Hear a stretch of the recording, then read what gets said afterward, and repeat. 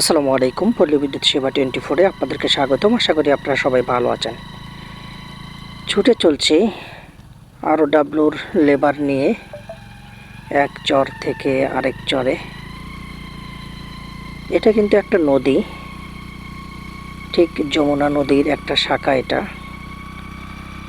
এখন পানি নেই বললেই চলে,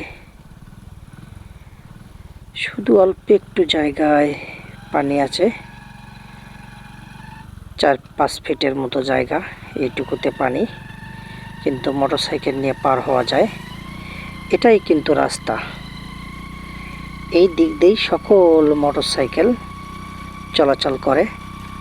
ঠিক আমরা এক চর থেকে আরেক চরে যাচ্ছি আমাদের ROW লেবার নিয়ে গাছপালা কাটানোর জন্য।